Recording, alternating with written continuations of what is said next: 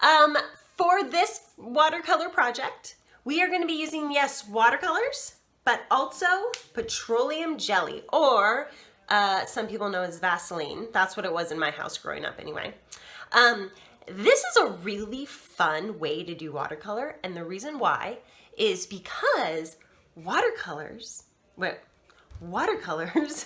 and petroleum jelly, they don't mix together. So, and when you use petroleum jelly, like up here, I had a student draw with Q-tips, this petroleum jelly. When you put the watercolor over it, doesn't mix, and it creates this cool design. So, I'm gonna show you some techniques, and then my hope is that you'll get your own petroleum jelly and your own supplies and just have at it. All right. Before we get started, I just want to show you the supplies that you will need to do this very creative and interesting project. First off, you're going to need some watercolor paints.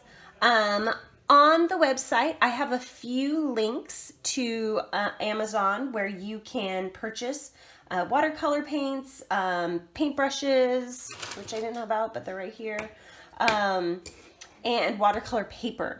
However, you could also get this at the dollar store if you wanted to, and brushes as well. A cup of water, you can use any cup you want, and I just have an old rag to help wipe my brushes off. You don't have to use watercolor paper, but if you use thin paper, the paper will curl up, which if you don't care about that, then great, have at it. I would rather you have curly paper than no paper at all. So we got our supplies, so let's get started. Our first step is we need our petroleum jelly. I got this at the dollar store, by the way. If you don't have petroleum jelly, you know what? You could also use like chapstick or anything really gooey, really. But you know what? I'm gonna stick with the petroleum jelly because I know that this works. So I got my petroleum jelly, opening it up. I'm gonna take a Q-tip. Q-tips just are really nice to use with these because they're thin enough that they can draw, but they're thick enough because they grab the jelly. If you don't have a Q-tip, you know, you could just try maybe doing it with a pencil and just getting a bit of the pencil, or I don't know, be creative. Anything like stick-like. Maybe just go outside and get a stick. I don't know. Now, I am going to do a big heart. And I'm sure you can't see the jelly right now. If you were really up close like me, you'd be able to see it a little bit better.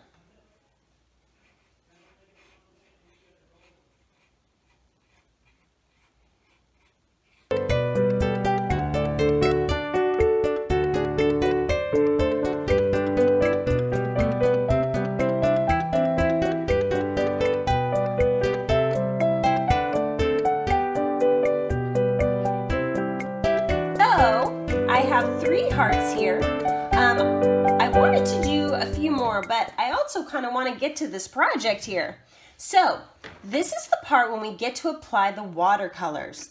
Now, in order for this to really work, we need to make sure that our watercolor has very, very rich color. Watercolors are kind of interesting because I'm going to move this away real quick so I can show you.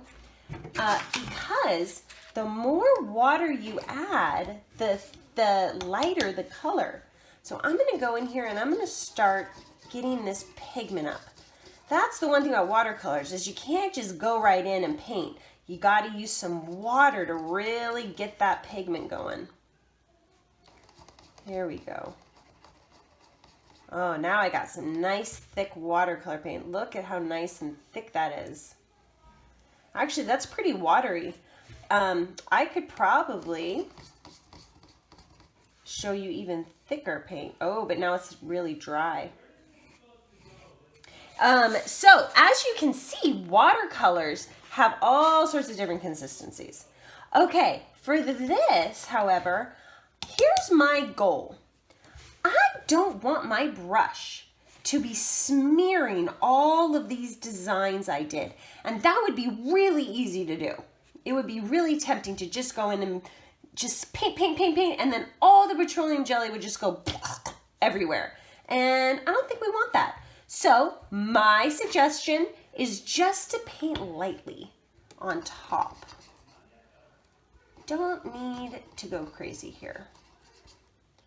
I'm just building up that pigment, building up that pigment.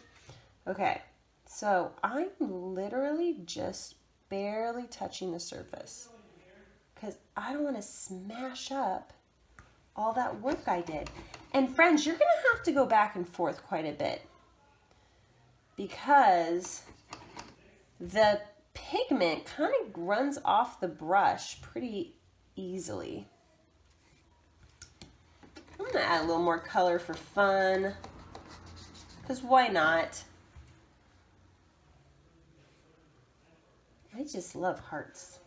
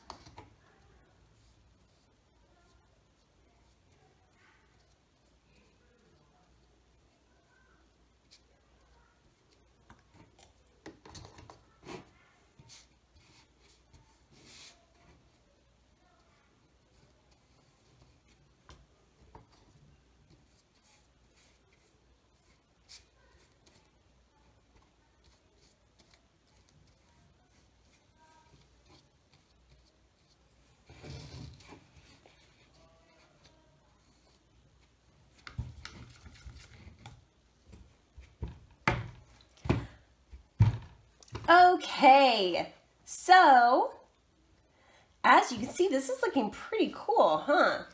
So what I'm going to do at this point is I'm just going to let it completely dry. And when it's all done drying, I'll take a rag and I will wipe off all that Vaseline, and it'll really reveal the full effect of it. So it's pretty much done now. It just needs to dry.